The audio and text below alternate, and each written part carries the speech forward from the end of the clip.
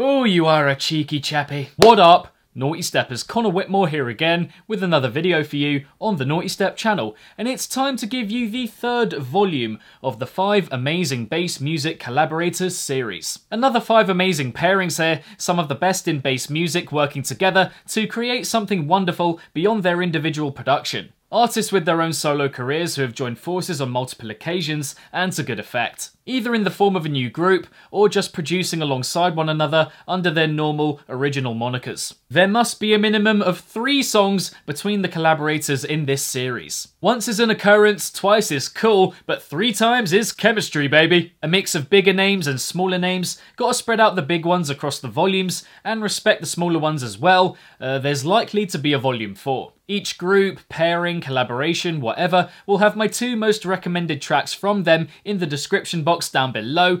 Definitely check them out. But I also want to know your favourite bass music collaborators, but before you comment with ones that you want me to do for volume 4, just check everyone that I've covered in the past volumes here.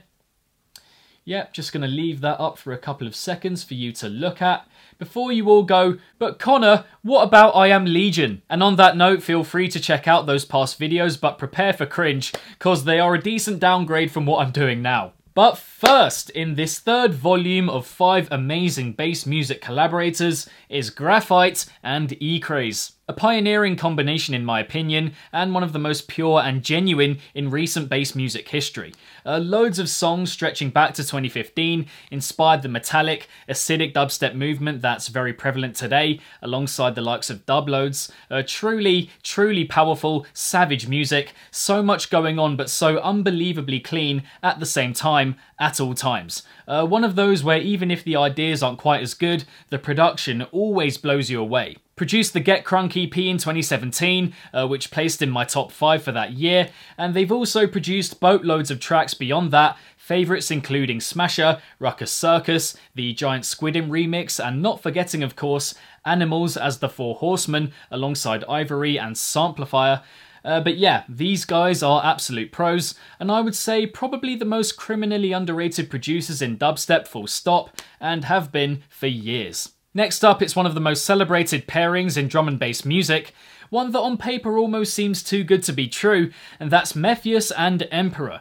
This, for me, is how D&B should be done, full of force and direction, earthy, completely envelops you, and they've actually, I would have to say, given me some of my favourite D&B tracks of all time, thinking of Sanity Check and Void Main Void, but also, and perhaps most of all, Accordion, not even D&B, slower tempo and more creative, but all round fantastic, from front to back, beginning to end. They've remixed each other's stuff as well on those 2 collaborative EPs they did, Hello World and Hello World 2, and played a multitude of sets across the world together. It really is just 2 D&B stalwarts that happen to love working together, and as I said, what I love D&B for, groove, darkness, grunge, purpose, it's all there, a truly brilliant duo. Following on from there, a pair responsible for some of the craziest dubstep I've ever heard, no joke, and that's Adair and OmegaMode. Extremely punchy, evil, otherworldly, high energy, so creative and playful, off the wall, and so well put together. Revival in particular, a third in my top tracks of 2015, and one of my favourite modern dubstep songs of all time, I cannot deny. A song that beggars belief in how it's constructed, how the sounds fly at you from all directions. It's beautifully monstrous. But that isn't anything against the other 3 songs that they've made together, which are all also very good but in completely different ways. They even established a duo at one point called Disrobe, but only released 1 song under that name called Wolfsbane. It's sad, in a way, you know, that they went off to do their own things, Adair putting out a load of tracks for both Never Say Die and Disciple, and OmegaMode working on a load of solo work, the majority of which hasn't even seen the light of day yet. But yeah, basically, if you haven't heard of these guys before and are a big dubstep fan, I honestly couldn't recommend anyone more, and let me show you why.